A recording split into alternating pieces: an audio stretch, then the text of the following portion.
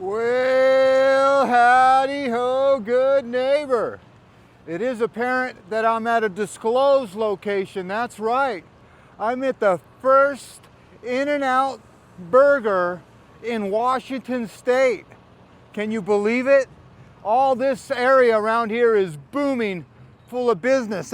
First is the Costco, and whenever a Costco comes in, well, then everything around that property is valuable. So I don't know what is all this, but I know what's behind me. And if you look, there's no denying those two palm trees and a cross. That's right.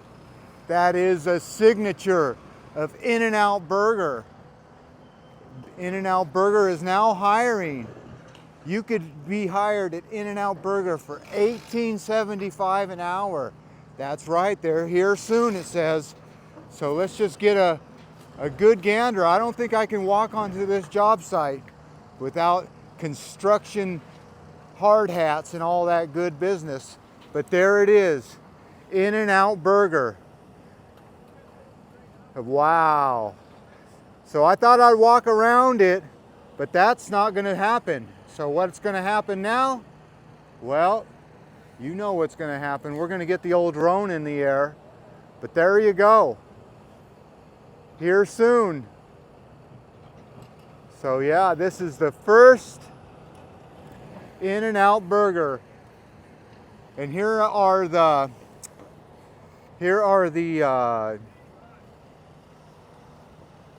palm trees that I'm talking about. They haven't even been unfurrowed yet. So that's what we're gonna do right here today. They got the pavement striped. All they need is the employees. So here you go. And look at, they're breaking ground here. I don't even know what's happening here. But all this is ready to roar. These guys are working fast. Up here in the north, Pacific Northwest, well, a lot of rain. And rain does not stop these guys. So next time you come to Washington State, they're gonna have an In-N-Out Burger. And I support In-N-Out Burger because that Lindsay that owns In-N-Out, family owned, great business, she supports people that are getting clean and sober. So if you don't like In-N-Out, at least support the cause. She's a great lady. So let's get the drone in the air and check out the newest In-N-Out Burger. Look at that. Yet to be unveiled. But when you go down the highway, there's nothing that says nothing like that. It says In-N-Out Burger. Yeah, it's unveiled there. All right. Pacific Northwest cloudy weather with a side of In-N-Out Burger. All right, drone in the air. As always, I want to thank you again for coming along with me on these newest In-N-Out adventures. You know the drill. Peace, love, and all that hippie jazz. It's loud around here.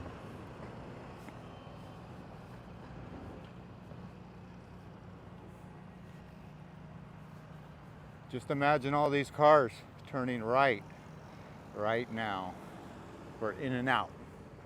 All right. Oh, look at a windsock. That's perfect for a drone. I wonder if I'm by an airport. Maybe I spoke too soon about getting that drone in the air. They don't usually have windsocks at the Costco. So that's how much the wind's blowing. All right. Yep. One last look. Do you see any fire sprinklers in there? I do, I think. I see them everywhere.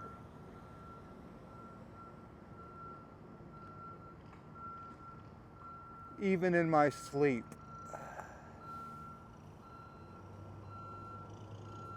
Well, howdy ho, good neighbor.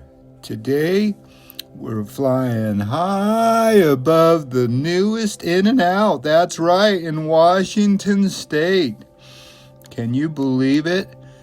I was just gonna make my way back to California, but I needed to document the first In-N-Out in Washington State. And I thought I'd give you a little history of In-N-Out. The first In-N-Out opened in 1948 to Harry Schneider and his wife. Yeah, all the way back in 1948. 100 square foot facility down in Baldwin Park. That's right. His wife, Esther, she did all the paperwork, and he did all the buying of the meat and produce every day. And in 1948, they introduced that two-way speaker so you can stay in your car and just order your meal from your car. And in 1954, well, they got that famous In-N-Out logo. That's right. That arrow that says you can go in and out. And that replaced the no delay that they used to have. And in 1958, their 10th anniversary. That's right. Can you believe it? That went by that quick. So from 1948 to 1958, and in 1958 they quit serving bottled drinks and became fountain drinks that we all see on their Cokes. And in 1961, the old animal-style burger was introduced. There's those old cross palm trees, and they're coming up in history. In 1961, they used the plain paper lap mats. That's right, the old brown paper bags. They used to use them for lap mats. That's right, for bakery buns. And in 1963, the iconic double-double was introduced. That's right, you could get a double-double for 60 cents back in those days. So try a double-double. It'll work. 1963, he started making his own patties. Before that, he was making them by hand. But a new facility in 1963 increased the numbers of patties this guy could produce. So each chuck was personally selected by Harry. And in 1970, they started introducing characters to their glasses, like Bugs Bunny and Mickey Mouse, or Bugs Bunny, Donald Duck, and Daffy Duck, I should say. Porky the Pig. 1971, they had those Irwindale drag strip races. That's right. In 1971, some blow, some go. In 1971, they also introduced a list of where their maps were. 1972 was those famous crossed palm trees. That's right, from the Mad, Mad, Mad World movie. 1972 is when those palm trees came out. And 1973 was the 25th anniversary, this quarter century of In-N-Out. And now it had 13 restaurants, all in Los Angeles. 1974 was the first cookout and the first Rose Parade in 1974. And 1974 was a big year. They changed to red aprons. So 1975 is when the milkshake was introduced, and the shirts, those famous In-N-Out shirts, 1975. And in 1976, old Henry Schneider, the inventor of In-N-Out, passed away from 1913 to 1976. He lived a long, good life. In 1979, the first dining room was open. That's right, it was all drive-through until 1979. In 1984, they opened a university to teach all their customers, or their employees, I should say, how to treat their customers. In 1984 is the first restaurant without a drive-through, believe it or not. That happened in Laguna Hills and Mill Valley and Glendale and San Francisco's Fisherman's Wharf. So some In-N-Outs don't have a drive-through. In 1984, they started that Prevent Child Abuse campaign, which I think she's great, that Lindsay Snyder. She does a great job with helping charities. In 1988, the 50th restaurant opened. That's right, 50 restaurants opened in 1988. In 1989, company store opens.